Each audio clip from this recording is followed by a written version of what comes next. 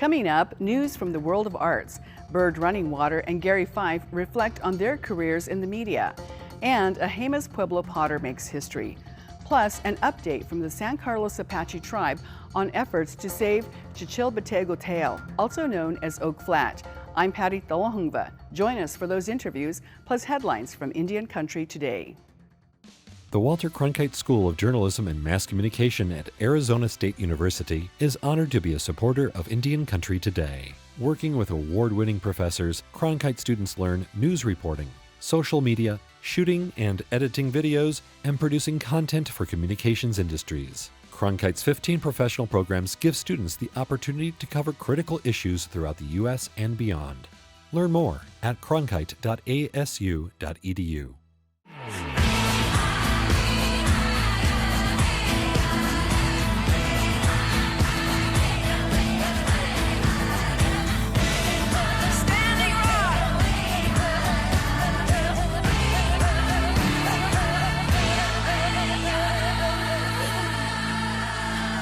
This is Indian Country Today. Esquili, yes, thank you for joining us. I'm Patty Thalahungva. In 10 days, Indigenous Peoples Day will be celebrated, and there's a growing movement to officially adopt the holiday in many local, state, and federal governments. The day honors the people indigenous to the Americas instead of marking Columbus Day. Despite opposition from Italian American groups, Indigenous Peoples Day will be celebrated in a few new states this year, including Nebraska. Even Boston Marathon organizers will honor Ellison Brown when the race is run on Indigenous Peoples Day. Brown was a Narragansett citizen and won Boston twice in the 1930s. And the Seattle Seahawks football team will feature an Indigenous-themed logo made by a Muckleshoot artist on its website and apparel. Visit IndianCountryToday.com for a list of events celebrating this day. Indigenous protests in Paraguay's capital are erupting in violence after land that was promised to Indigenous people went to others instead. The violence that erupted in Asuncion injured 7 police officers and 4 cars were set on fire. A 2006 report by the country's Truth and Justice Commission found nearly 2/3 of land allocated to Indigenous groups went to people close to the government instead. Many Indigenous groups often invade properties illegally to live and grow food, and now a new law passed Wednesday increases the sentencing for this crime from 4 to 6 years for those who illegally occupy private property. Local media are reporting other violent protests in different locations around the country. The Omaha Tribal Historical Research Project in Nebraska is calling on lawmakers to restore a lactating room at the state capitol and all 93 Nebraska counties. The current mother room is being considered to be turned into an all-male staff room. But Senator Megan Hunt says these mother rooms are important and taxpayers should help pay for them. Private donors should not have to pay for the accommodations for nursing mothers in the people's house. Removing the nursing room to create an office for a man is the height of institutional misogyny. The mother room costs around $40,000 a year. Molten lava spewing 100 feet in the air. That's the site on the Big Island of Hawaii. The volcano Kilauea erupted for the first time in nearly a year on Wednesday afternoon. It's the home of the volcanic goddess Pele, according to Native Hawaiians. The U.S. Geological Survey says prior to the fissure's beginning, there was increased earthquake activity and ground swelling. Officials say the eruption presents no danger to nearby residents, but will be monitored closely. Kilauea is one of the most active volcanoes on Earth. In 2018, she had a major eruption that destroyed more than 700 homes. The volcano has been slowly and calmly erupting constantly since 1983. In Oakland, California, Crystal Wapapa is getting ready to open her first Indigenous foods restaurant. Wapapa's Kitchen will have an Indigenous menu rooted in the chef's personal history to the Bay Area.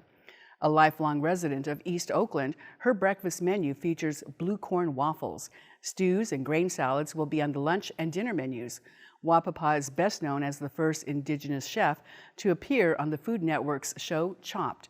She uses fresh ingredients in her dishes. Wapapa's Kitchen will open on October 30th. Disney's Grand California Hotel is opening a new spa, and it includes influences from Native American cultures. Designed by Disney Imagineers, the Tenaya Stone Spa is named for the Miwok word that means to dream. The new spa is inspired by the many indigenous cultures of California. Dawn Jackson is the cultural consultant for Disney and says guests will learn about the tribes who were the original caretakers of the land. We're doing a land acknowledgement. So the first thing the spa attendants see every morning when they come into the spa, our guests arrive for their treatments, is a land acknowledgement of the four main tribes of the Los Angeles and Orange County area, the original caretakers, and also vibrant parts of our community today. Hotel guests can book reservations now, and soon the spa will be open for non-hotel guests. And those are the headlines for Indian Country Today. I'm Patty Thalahungva. Coming up, there's change happening at the Sundance Institute, and a Native journalist reflects on his career. Plus, we meet a Jemez Pueblo potter and get an update on a mining project on sacred lands. This is Indian Country Today. Bird Runningwater has spent 2 decades at the Sundance Institute as the director of the Indigenous Film Program. He is leaving to take on new film projects. Earlier this week, Patty Thalahungva asked him to reflect on his work.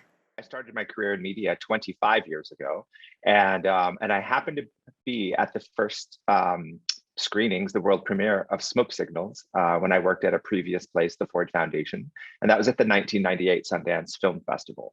And that's when I first began to learn that Robert Redford and the Institute had a commitment towards supporting Native storytellers, Indigenous storytellers. And, just by chance, 2-3 years later, I ended up working there, but I knew it was a path that I wanted to pursue once I learned about the commitment. I don't think many people know, but Robert Redford was mentoring filmmakers long before the establishment of Sundance Institute.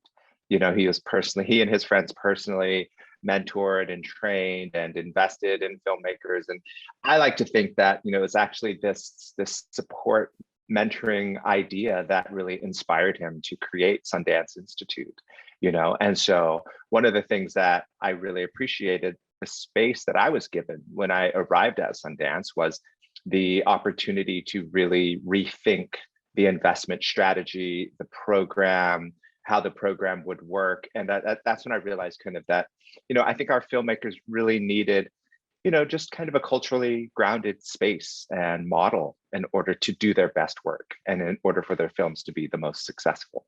The tide is finally changing for Indigenous filmmakers.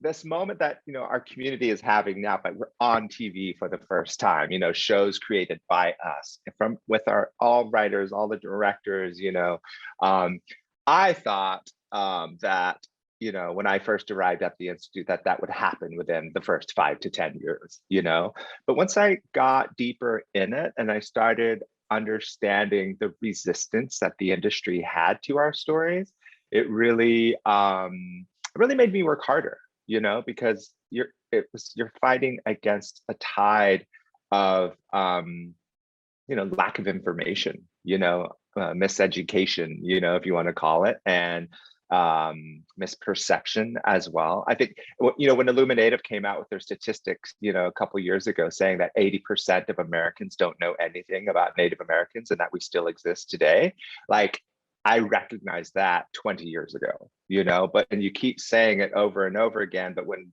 Illuminative's data came out, people actually were able to listen in a different way.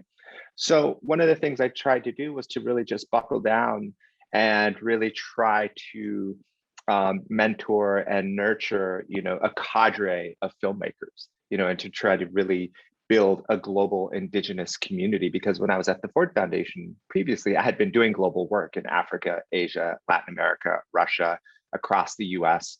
And so I knew that there were Indigenous film communities in other regions around the world. And so when I got to Sundance, one of the things I wanted to do was to try to unify all of those worldwide global Indigenous film communities. I'm committed to this work. And one of the things I found is that this push and this fight for representation in our countries is really about, ensuring that our people and the original keepers of this land are acknowledged in all the fabric, of, the makeup of this country. That we have a long history of treaties and presence and creation stories and amazing moments, on our own lands. And those are the things that I want to be reflected in our American popular culture. That was Bird Running Water, reflecting on his career at the Sundance Institute. The Detroit Art Institute is supporting the Institute of American Indian Arts through the purchase of 4 ceramic figurines from Jemez Pueblo potter Kathleen Wall. The Museum of Indian Arts and Culture named her a living treasure, and she won the New Mexico Governor's Award for Artistic Excellence. Wall reflects on her work. I made the pieces for the Institute of American Indian Arts for their scholarship program. They have a gala in August, and they had asked me to be a featured artist and make a piece so they could feature and get everybody excited for the gala and ready to donate and make the night a success, the whole program a success.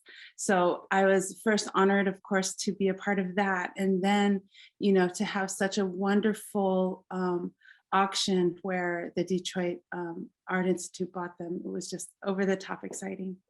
Wall attended the Institute and received a scholarship herself. I went to the Institute of American Indian Arts right out of high school with the scholarship program. So I don't think I would have been able to do that if I didn't have that available to me. So it started my career. It started my ability to go into higher learning as a Native American artist. I grew up making Pueblo pottery as much of as did my relatives. So I come from a long line of Pueblo potters, and it doesn't only mean my mother and my aunts and my grandmother, but it extends out to all of my distant relatives. We all make storytellers and pottery. And so when somebody goes to college for their education, it just really makes me happy. And it makes me happy that I can contribute to their education through the scholarship program. That was Jemez Pueblo potter Kathleen Wall. When we come back, a pioneer in Native American journalism and the fight for sacred land. Stay with us.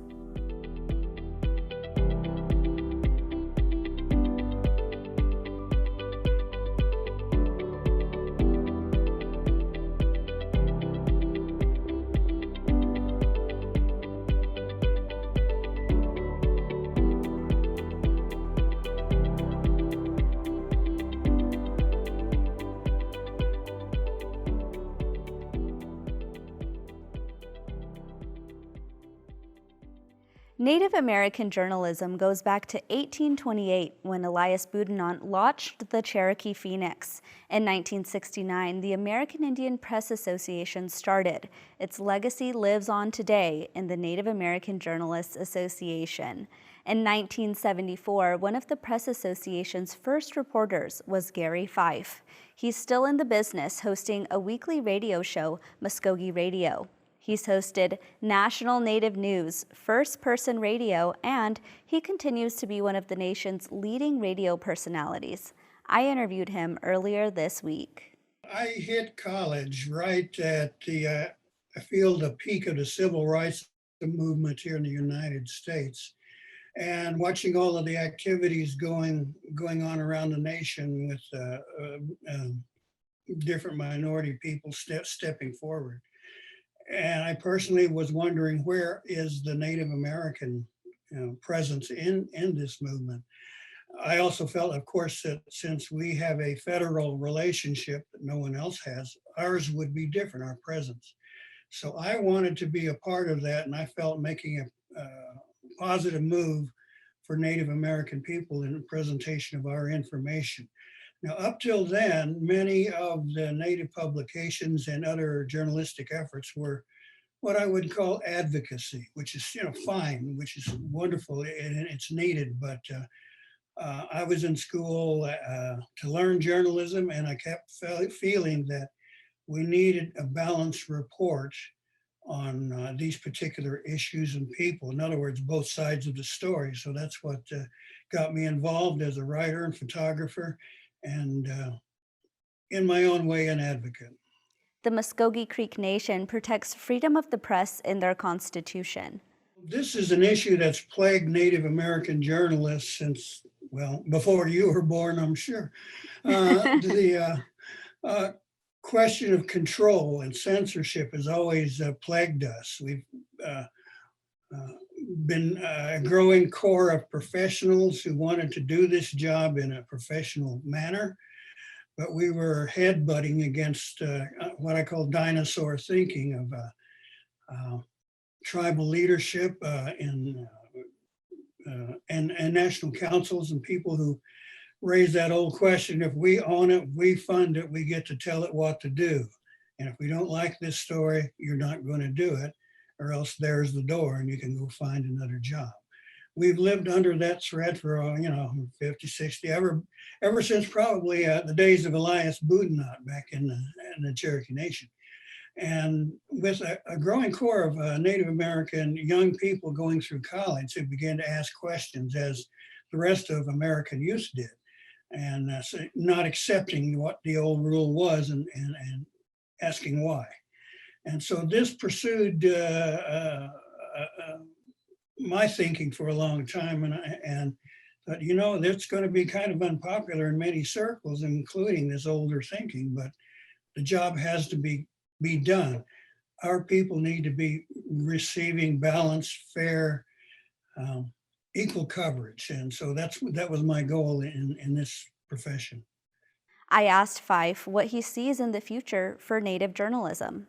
First of all, it's wonderful to see someone like you in this position, and it's replicated all across the nation. I go to a NAJA convention and I don't even know most of these people. For me, that's a good sign, because more young people are interested in doing this. Now, to do this job, I jokingly have always said, first take your vow of poverty. And then learn as much as you can, read as much as you can, become involved. And when you watch the news in the evening, watch what they cover, of course, but how do they present it? That's just as important. And we're seeing that happen. Video used to be a lot of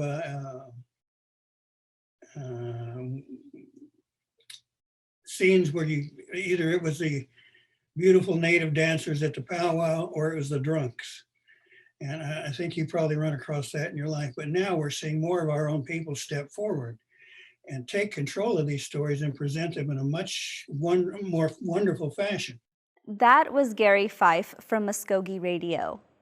Oak Flat is sacred to the San Carlos Apache people. It's in the Tonto National Forest in southeastern Arizona. The National Register of Historic Places has named it a traditional cultural property.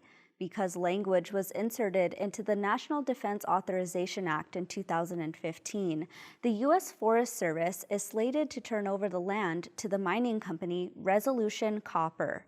Terry Rambler is the chairman of the San Carlos Apache tribe. Mark Trahan asked him about the fight to save this sacred site. It's only 14 miles west of our reservation boundary, and it's a really spiritual area. Our people have used that area since we were placed here on Earth, and it affects 10 tribes that have ties to the area. The Tonto National Forest, which was funded by Resolution Copper, did a ethnographic historical study on the area, and that's the one most area where Apache footprints are. And we use that area to this day to have healing ceremonies and prayers for the sick, and also the coming of age ceremony for our young woman that's been a part of our culture forever. And it's going to impact all that. Right now, the Apaches, that's probably our most sacred site. Unlike other faith, we use the environment to connect to our Creator God, the natural elements, the sacred spring, the medicinal plants, and everything that's in that environment. We use that for our connection to our Creator God. So, it affects us. It affects our faith, our hope, everything about who we are. It's at stake here. Chairman Rambler says this issue has spanned several generations. Like in all things, it's an educational issue right now. Like all other tribes, also in the United States, we have a challenge of retaining our Apache language, and that comes with knowing about who we are, our identity. So that's still a challenge. But with this issue, we've had a lot of youth involved. There's a local organization called the Apache Stronghold Organization, which has really taken a big lead on this issue for all people, not only the Apaches, but all tribes in the United States. The economic impact of copper mining in Oak Flat has changed over the years. When I first got involved in this fight back in 2004, and Resolution Copper was saying 8,000 jobs, then over the years it's dwindled down to about 3,000 or 2,000 jobs. And we did our own economic impact analysis, and we're saying directly in that area, it's only going to have around 300 jobs impact, because mining today is automation. So a lot of this job will be done through automation from Utah, and also people that come into the area, they'll be driving into the area that reside like 50, 100 miles from Superior, where this mine is, and near Superior, where the Oak Flat is near there. So the economic impact is not as much as what people are saying. And also most of this, or all the copper is being projected to be shipped overseas to China. Oak Flat is on the National Register of Historic Places. Chairman Rambler compares this to sites deemed sacred by others. Let's just say you're a member of the Church of Latter-day Saints up in Utah, and they have their temple there. And somebody finds copper under there, and they want to extract that copper under there. Just think all the fuss that will be created from there, and because it has to do with their faith. But over here, Apaches and all the 9 other tribes that are connected to this area, when we're trying to do the same thing, and that level of respect is not the same. And it goes back to our history with the United States, or their approach to us of trying to be dominant over us and trying to think that we're their children, and they know what's best for us. You know, our history is just, it lays with lies and cheating and relocation and trampling our freedom of religion. You know, it's just all scattered all over the place, our history with that over 500 years. Here's an opportunity for the United States Congress to correct some of that, not all of it, but correct some of that, because it applies over here only in Arizona, but you know, it affects all tribes across the United States. Here's an opportunity to correct that, to do some sort of justice for everything that they have done to us. That was San Carlos Apache Chairman Terry Rambler. Myron Dewey died September 26th. ICT's Vincent Schilling wrote about the passing of this activist journalist. Dewey was the founder of Digital Smoke Signals and the co-director of the film Awake, A Dream from Standing Rock. It was made with filmmaker Josh Fox, James Spoyne, Floris Whitebull, and Doug Goodfeather. Let's watch the trailer.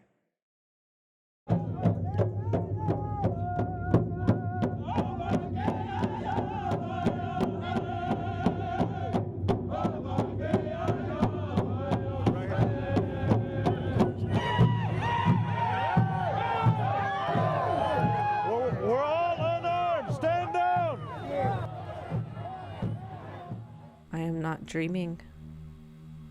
I'm awake.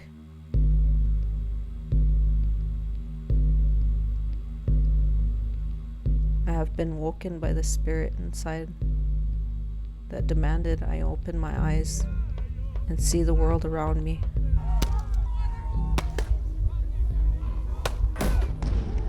The images are burned into my mind. The sounds of my people screaming in horror. What are we doing? Our land is under attack! Stand up, fight back! For us, we're connected to the earth, and that's why we protect the earth for future generations. Our food sources, our waterways, when the environment changes, we feel it. What's going on here at Standing Rock isn't just about Standing Rock. It's not just about stopping a pipeline. This is about the survival of humanity. The Dakota Access Pipeline is proposed to carry billions of gallons of crude oil from North Dakota to Illinois. To do that, it has to run underneath the Missouri River, the water source for 17 million Americans, and the only source of water from a Standing Rock nation. We call ourselves water protectors. We are here to protect the water. Thousands from all over the world came to pray with us, to face the fear with love. We are something new on the planet, but we're not. We are something very old. We are warriors of peace. We won't surrender. I need to report an assault. There are innocent, unarmed people being attacked with water and high-powered mace. If there's police there, then it has The police are the ones attacking innocent, unarmed people. Who protects the people from the police? Well, the next person to talk to would be the governor's office. Love is the strongest, this path is the hardest. But if we were strong enough to do it, we wouldn't see it. Our prayers would not be needed. This movement's very needed. Indigenous wisdom unheeded and sacred things depleted. We are a peaceful people, that's why we walk with prayer. And if that wasn't true, we wouldn't be standing here. And that's a slice of our Indigenous world. For more news and updates, visit IndianCountryToday.com. From all of us in the newsroom, stay safe and have a great weekend. I'm Aaliyah Chavez. Sometimes you got to take a stand, just because you know you can. Oh, you got to run, you got to run.